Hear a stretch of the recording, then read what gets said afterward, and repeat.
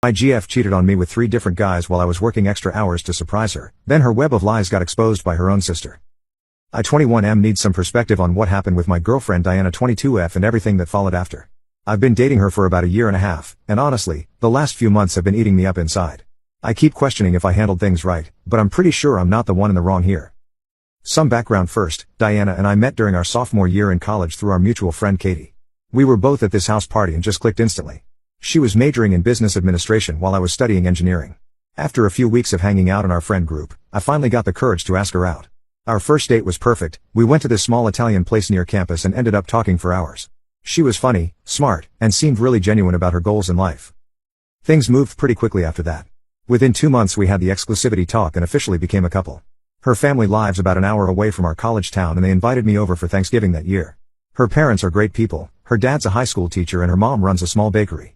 They welcomed me like I was already part of the family. Even her sister Trisha, who's usually pretty protective of Diana, said she'd never seen her sister so happy. My family loved her too when they met her at Christmas. My mom kept saying Diana was the kind of girl she always hoped I'd end up with. Everything seemed perfect for the first year. We had the same friend group, similar interests, and we never really fought about anything serious. Sure, we had small disagreements like any couple, but we always worked through them. The problem started around March when I got an opportunity at my warehouse job. They were offering a lot of overtime hours because several people had quit. The base pay is already decent at $19/hour, but with overtime, I was making almost double that. I saw it as a perfect chance to save up some money. My car was on its last legs. It's a 2008 Honda Civic with over 200,000 miles and constantly needs repairs. Plus, I wanted to take Diana on a surprise trip to the beach for our upcoming 2-year anniversary in August. I started picking up extra shifts, usually working from 4 p.m. to 2 a.m. instead of my normal 4 p.m. to midnight shift. The work is pretty physical, loading and unloading trucks, operating forklifts, that kind of stuff. I was tired a lot but the money was worth it. I figured Diana would understand since it was temporary and for our future. At first, she seemed supportive. She'd pack me dinner sometimes or bring coffee to my breaks. But after about a month, things started changing. She became really distant. When I'd text her during my breaks, she'd take hours to respond or just send one-word answers. When we did hang out on my days off, she was always on her phone and seemed annoyed when I tried to talk to her. She started hanging out more with her coworkers from Romano's, this Italian restaurant where she waitresses. I didn't think much of it at first. I was working a lot, so it made sense she'd want to socialize with other people. But then I started noticing little lies. Like one time in April, she told me she couldn't hang out because she was having dinner with Trisha. Later that night, Trisha posted pictures on Instagram from her weekend trip to visit her boyfriend in another state. When I asked Diana about it the next day, she got defensive and said I was keeping tabs on her. Another time in May, she said she had to work a closing shift at Romano's. I thought I'd surprise her with some late-night food since I was off that night. When I drove by around 10:30 p.m., her car wasn't in the employee parking lot. I texted her asking how work was going, and she replied saying they were super busy. I knew she was lying but didn't confront her because I didn't want to admit I'd driven by her work. These little lies kept adding up, but I tried to convince myself I was just being paranoid. I made more effort to show her I cared. I'd use my break times to get her favorite coffee and leave it at her apartment with little notes. On my days off, I'd plan nice dates. We went to that fancy Japanese place she loves. I took her shopping at the mall. We had picnics in the park. Nothing seemed to make her happy anymore. The breaking point came last Friday night. She came over to my place after her shift ended at 9. She seemed tired and fell asleep on my couch around 10 while we were watching a movie.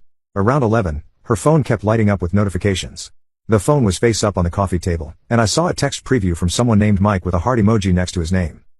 I know what I did next was wrong, but something in my gut told me I had to know. She was sleeping facing her phone, so I managed to use her Face ID to unlock it. The texts from Mike went back months. They met at Romano's where he works as a bartender. They started hanging out after shifts in March, right around when I started working overtime. Reading through their conversations made me physically sick. They had inside jokes about how stupid I was working all these hours while she was cheating. Mike knew about the beach trip I was planning. Diana had told him all about how I was trying too hard to keep her interested. There were texts about their hookups at his place after work, about how they had to be careful not to post anything on social media because some of our friends follow them both. I took screenshots of everything and sent them to myself. Then I woke her up and showed her the texts. She started with denial, claiming Mike was just a friend from work. When I scrolled to their explicit messages, she broke down crying and saying it was a mistake. Then she saw that I'd unlocked her phone while she was sleeping, and everything changed. She started screaming that I had violated her privacy. She said I was controlling and toxic for going through her phone. According to her, I drove her to cheat by working so much and neglecting her. She tried to claim we never officially agreed to be exclusive, which is complete BS because we had that exact conversation last year and even celebrated our anniversary. I told her to get out of my apartment.